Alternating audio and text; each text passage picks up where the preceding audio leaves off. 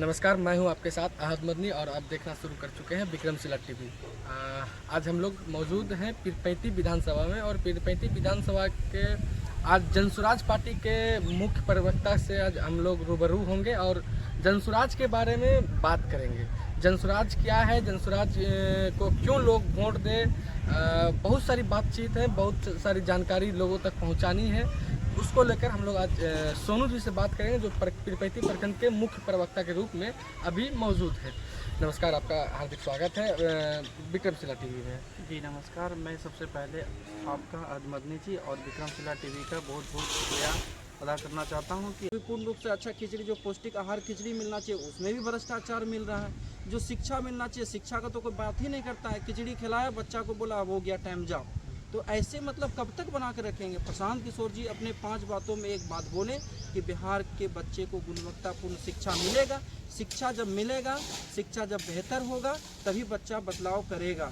और वो इसके लिए आज जो 20,000 करोड़ का नुकसान हो रहा है, वो उनके संसाधन के लिए जो गुणवत्तापूर्ण शिक्षा मिलेगा उनका भी योजना बनाए हुए हैं कि उनको गुणवत्तापूर्ण शिक्षा कैसे मिलेगा। विपक्ष बोल रहा है कि बोलते हैं प्रशांत किशोर जी कि बच्चा को शिक्षा मिलेगा गुणवत्तापूर्ण, प्राइवेट जैसी शिक्षा मिलेगा, प्राइवेट जैसी व्यवस्था होगा तो उनके लिए पैसा कहाँ से लाएगा। अभी देख रहे हों कि शराबबंदी बंद है, बड़े बड़े माफियाओं को उसका पैसा मिल रहा है और छोटे छोटे लोग जो है जेल में जा कर के खिचड़ी खा रहे हैं। क्यों? क्योंकि देख रहे हैं कि बिहार में शराबबंदी के नाम पर लोगों को सिर्फ ठगने का काम मिल रहा है। जो शराब मिलता था, लोग उस समय शराब चालू होने के बाद भी लोग नहीं मर रहे थे, लेकिन आज जितनी नशीली शराबों से लोग मर रहे हैं, वो जहरीली शराबों से लोग मर रहे हैं। उस समय शराब लागू होने के बाद भी लोग नहीं मर रहे थे। आज 20,000 करोड़ रुपया के आसपास जो है नुकसान हो रहा है सरकार को, टैक्स के रूप में नुकसान हो रहा है। दूसरे राज्य को जा रहा है, वो दूसरे राज्य को जा रहा है। क्या हम नहीं चाहते हैं कि वो बिहार को मिले? जब वो 20,000 करोड़ मिलेगा, वो 20,000 करोड़ की व्यवस्था को अगर हम शिक्षा पे खर्च करेंगे, वो ज़रूर है कि वो बिहार की शिक्षा व्यवस्था बेहतर होगी।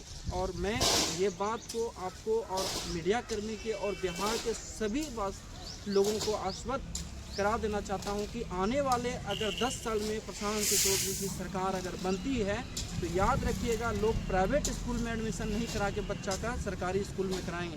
क्यों कराएंगे? उसके पीछे का भी प्लान बनाया जा रहा है, योजना बनाया जा रहा है। कुछ ऐसे शिक्षक हैं समाज में, टीचर लोग हैं जो सरकारी शिक्षक हैं, नॉलेजेबल हैं और उनको नॉलेज का ज़रूरत है। उनको विश्व स्तरीय शिक्षा प्राप्त करने के लिए उनको अदर देश में भेजा जाएगा, उनकी शिक्षा को ग्रहण किया जाएगा, उनको वहाँ से शिक्षित होकर के आकर के यहाँ पे समाज में उनको शिक्षा दिया जाएगा बच्चों को। खिचड़ी के नाम पर लोगों को ठगने की व्यवस्था अब खत्म हो जाएगी, बच्चा को शिक्षा मिलेगा और गुणवत्तापूर्ण शिक्षा मिलेगा। मैं भी एक विद्यार्थी हूँ, अब देख रहे हों कि शिक्षित हो करके भी हम लोग को क्या मिल रहा है। आप वो देखते हैं कि अभी तेजस्वी यादव जी बोलते हैं कि हम 17 महीना में इतना रोजगार दिए। रोजगार कैसा दिए?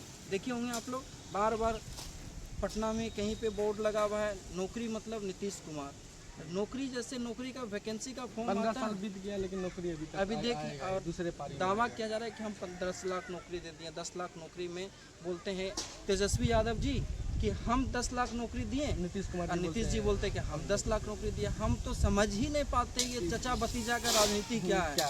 ठीक है, वो बोलते हैं कि हम रोजगार देंगे, हम नौकरी देंगे, हम व्यवस्था को बदलेंगे। ये सारा कुछ नहीं हो रहा है। सिर्फ हो क्या रहा है कि भ्रष्ट व्यवस्था बनते लोगों को लड़ाया जा रहा है। अभी देखे होंगे कि चचा जी को प्रधानमंत्री बनने का शौक था, तो शौक जब चढ़ा तो सोचा कि चचा भतीजा मिल करके कि अब ये व्यवस्था में हम लोग प्रधानमंत्री के लिए कैसे कुछ करें, कैसे फाइट करें, अदर स्टेट में जा कर के हम कैसे मतलब सीट को जीतें। तो उसके लिए क्या काम किया कि बिहार के लोगों को रोजगार के नाम पे, नौकरी के नाम पे मतलब बेवकूफ़ बनाया और यहाँ से डोमिसाइल को हटा दिया।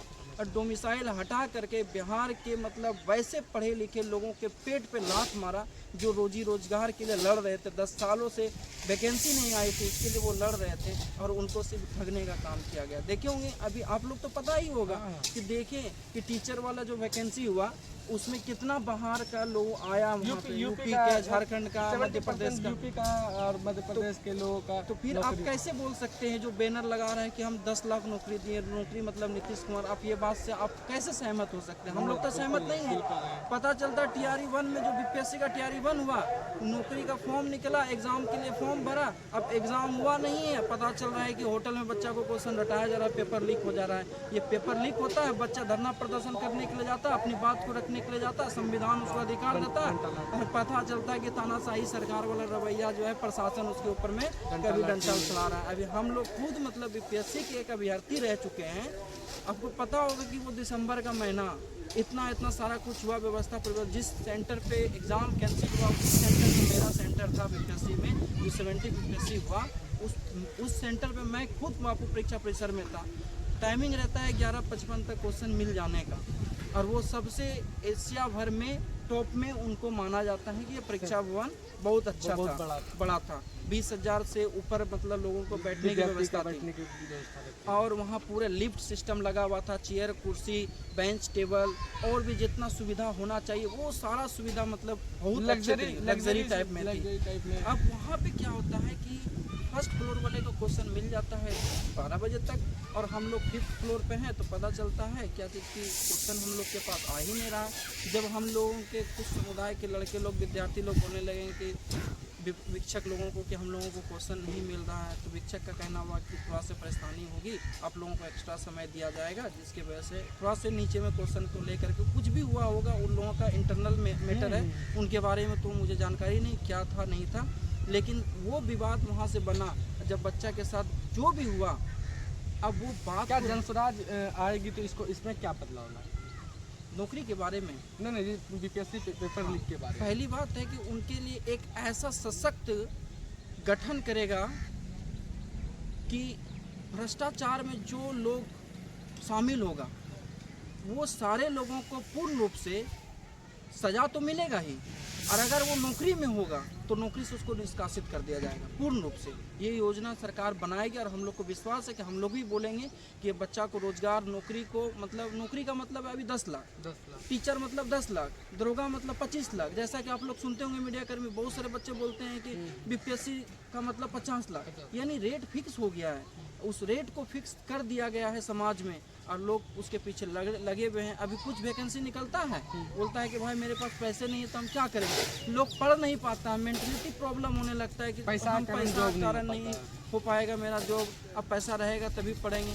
तो ऐसा नहीं कि पढ़ने वाले लोग भी सफल हो रहे हैं, लेकिन उसमें जो प्रोपोगेंडा जो फैला करके रख दिए हैं कि 10 लाख, 15 लाख, 20 लाख लगेगा, उसमें से भी बहुत सारा ऐसा बच्चा है जिसको लगता है कि साल मतलब हम उसको जो है नहीं पैसा है तो हम उतना नहीं कर पाएंगे। चलिए, आज हमारे साथ जनसुराज के मोहम्मद सोनू जी मुख्य प्रवक्ता थे, और भी बहुत सारी सवालें हैं जो दूसरे कड़ी में इनसे बातचीत करेंगे, दूसरे दिन बातचीत करेंगे। धन्यवाद।